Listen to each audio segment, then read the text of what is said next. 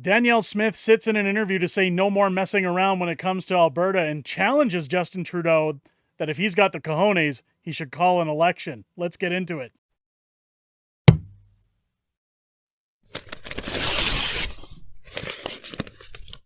Oh, yeah! What's going on, ladies and gentlemen? Welcome back to The Fringe.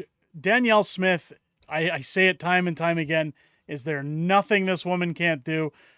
Sits down in an interview recently with Brian Lilley from the Toronto Sun and issues a mic drop challenge to Justin Trudeau, embarrassing him. And we're going to get into that as we move into this video. But I wanted to take a minute to highlight just why an election is so important. I mean, we all know Justin Trudeau is no leader of Canada. We know that a drama teacher can't run the country.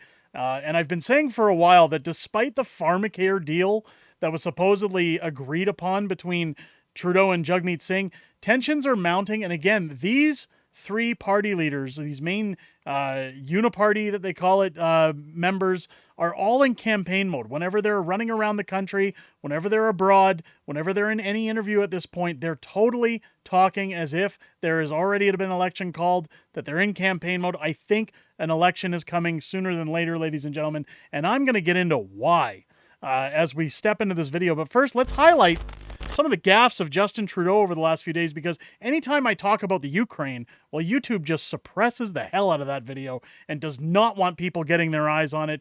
Welcome to the days of censorship, ladies and gentlemen. So let's talk about it in this video since we can mask it here.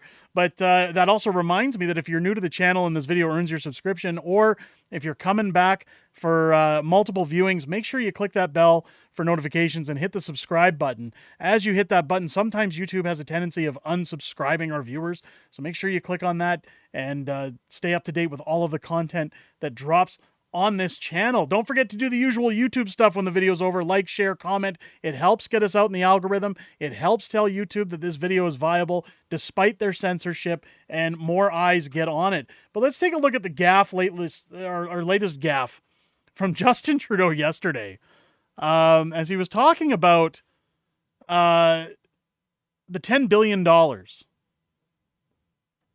Some of the billions that Canada has just agreed to send over to the Ukraine. Justin Trudeau says that he has sent over $10 billion to help buy military equipment and will do whatever it takes for as long as it takes because Russia must win this war. Now, this is a great slip up on Justin Trudeau's part. But again, Canada first, ladies and gentlemen. Let's look after our own people. Why are we spending billions of dollars fighting a proxy war that has nothing to do with us?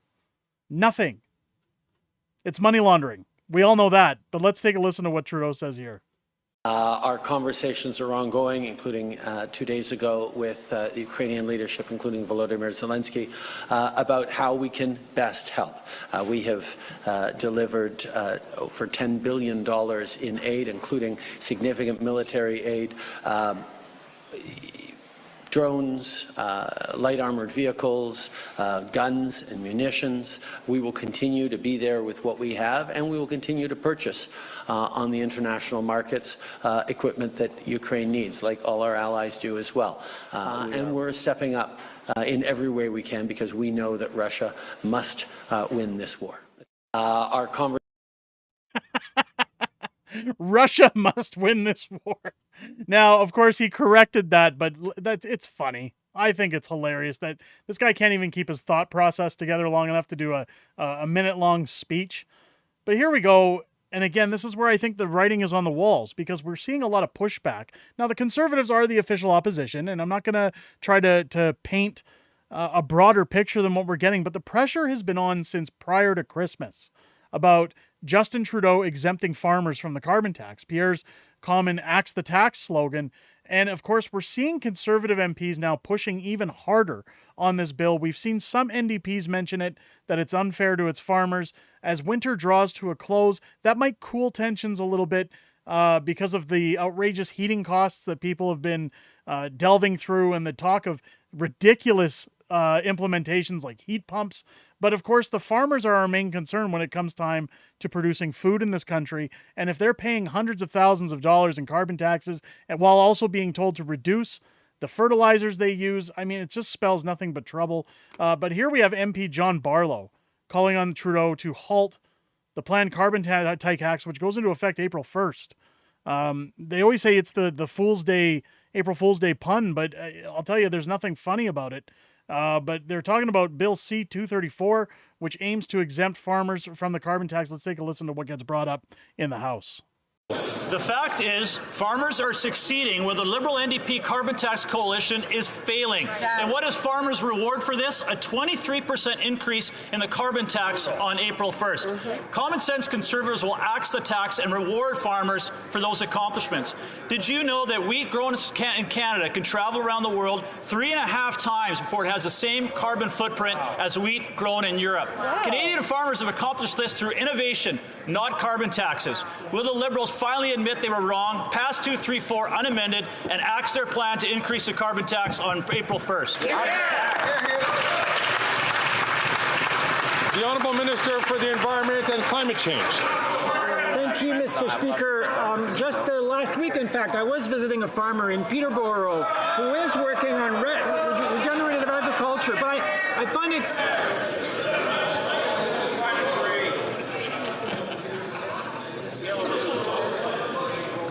Colleagues, order. The chair is having great difficulty hearing the response from the minister due to other folks taking the floor. I'm also hearing the member who'd asked a question having difficulty even hearing in his earpiece. So I'm going to ask all members, please, to keep it down. The honourable minister from the top. Thank you, Mr. Speaker. I do find it quite ironic to be lectured by the Conservative Party on support to farmers when at the end of last year, they voted against On-Farm Climate Action Fund to support sustainable agriculture.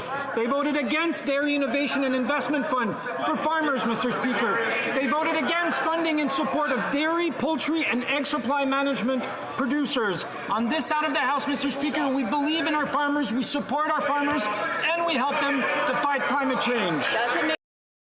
Stephen Guilbeault off his rocker again. I don't know. Is it just me? Does that guy sound like he's just sucked on a helium tank before he speaks? He's just, I don't know, man. There's something about that guy. But if you're going to talk about the dairy farmers, well, look no further than Andrew Scheer. Because Andrew Scheer snaps back and calls on the Trudeau government again, cancel the upcoming carbon tax increase on April 1st. In response, President of the Treasury Board, Anita Anand, attacks the Conservatives by calling them climate change deniers. Let's take a look at this. Common sense Conservatives will axe the tax, fix the budget, build the homes, and stop the crime. The NDP Liberal Prime Minister is proving that he's not worth the cost or the corruption. The Prime Minister managed to find $60 million for his Arrive scam app, but now he's going to reach into the pockets of Canadians yet again and hike the carbon tax on April 1st. Canadians are struggling with out-of-control costs, and millions of Canadians are visiting the food bank for the first time. So will the Prime Minister just show some compassion and cancel his plan to hike the carbon tax? The Honourable President of the Treasury Board. Mr. Speaker, unlike the Conservatives who deny that climate change exists and want to take money away from the Conservatives, we have a question for you, for the Conservatives. In particular, what are they going to cut? Are they going to cut $1,100 from Ontario families, $1,800 from Alberta families, $1,200 from Manitoba families? Conservatives deny climate change. They're planning to take away hundreds of dollars from families. That's not common sense, Mr. Speaker. When she talks about the $1,800 from Alberta families, I kind of want to rein in on that because I don't know what everybody else is seeing in terms of their refunds or rebates from this carbon tax. But what we're talking about here is even if there are families that get supposedly $1,800, I haven't met one that's received $1,800. But if that were the case, that's just over $100 a month. Now, if you were to repeal the carbon tax or scale back this April 1st agenda, you would be saving far more than $100 or $120 a month in terms of your costs in order to operate your home, whether that be your electricity, your heat, your fuel for your vehicles, the food you're buying at the store, any services you're taking that is attached to the carbon tax would essentially be bupkis. And we're already paying through the roof to fill billion-dollar slush funds and funding for certain outfits like the Ukraine that we've seen over the weekend. But now Justin Trudeau again showing exactly why the cost is too much for Canadians, that we can't afford him any longer. And I think, again, as more MPs continue to speak up, as this continued investigation into a Rive scam goes on, which we're going to be covering next week. Don't forget to join me on this channel. The end of next week, Stephanie Kusi from the Conservative Party is going to be joining me here on the channel to talk all about a Rive scam. I've also put my feelers out to get other members of the Conservative Party, such as Larry Brock and Michael Barrett, here on the channel, and we're trying to work through schedules in order to make that happen. So we're going to try our best to get all of them here to discuss exactly what is going on beyond what we're seeing on video, beyond what we're seeing in coverage with the Rive scam and where this is headed. But this is shaping up to be something very much larger than the sponsorship scandal. That this is going to be something I believe is going to push and drive an earlier election, because the NDP can't hide behind that forever. Now, Danielle Smith sitting down, of course, as the title of this video says, with an interview with Brian Lilley. Now, even Alberta is showing its frustration when it comes to what goes on with Justin Trudeau. He came to Alberta last week and he talked about basically how horrible Albertans are, how dirty they are, and how they don't want to work in the government, in the Alberta government with the federal government on housing, on the environment, on any of the issues. Yet he reluctantly failed to inform the government that he was even going to be in Alberta so that he could make them look stupid and pack up and run away from Danielle Smith. But Danielle asked about that, and let's get into her answer, because boy, if this isn't a mic drop, ladies and gentlemen, I don't know what is. Minister who is picking fights with Alberta. It's every province. I mean, on Bill C-69, it was every single province joined in the court challenge to Bill C-69, because this is a minister that definitely goes too far on C-69, on other issues. He seems to be picking fights at a time when the Prime Minister doesn't need more headaches. Look at the polling numbers. He needs friends. He needs wins. And you don't get that by fighting with everyone. No, you don't. And look, if that's where we're heading, where we're heading to an election and he's using Alberta as a punching bag to try to win votes in Eastern Canada, it's a same old story, happens over and over again, then let's just do it. Let's just have an election so that this can be resolved one way or another. And if he loses the election, then we move into a different path. If we win, then perhaps we'll have a more mature and professional relationship again. But fighting this kind of campaign battle when we're trying to get things done and trying to behave in a collaborative and cooperative way, is not helpful. It was. There we go. Danielle Smith says, let's just do it. Let's get it out of the way. Let's just make this election happen. She is just as fed up with Justin Trudeau as the rest of us.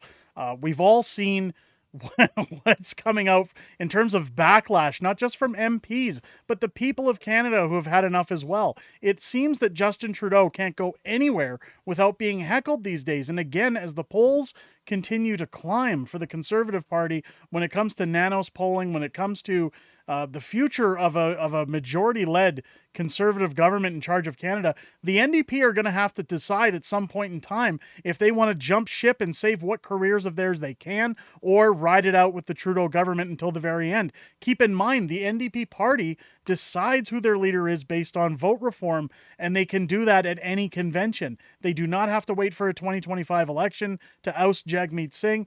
They can do this at any time if they really feel their confidence is lacking in that party. So it's going to be interesting to see where things go in the upcoming weeks. But Danielle Smith barking up the right tree, I think, saying, let's go, let's get this done. Essentially just asking Trudeau if he's a big chicken and wants to put his money where his mouth is. And again, I think he's going to be pushed into a state where he's not going to have a choice moving forward. Let me know what you guys think down below in the comments, ladies and gentlemen.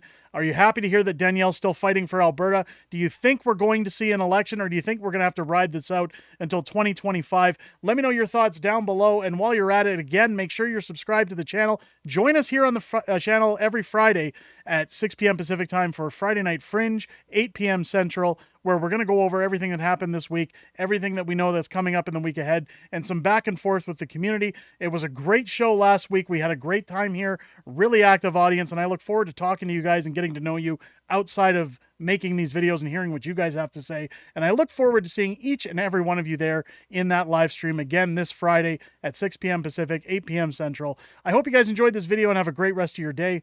I'll catch you on the next one.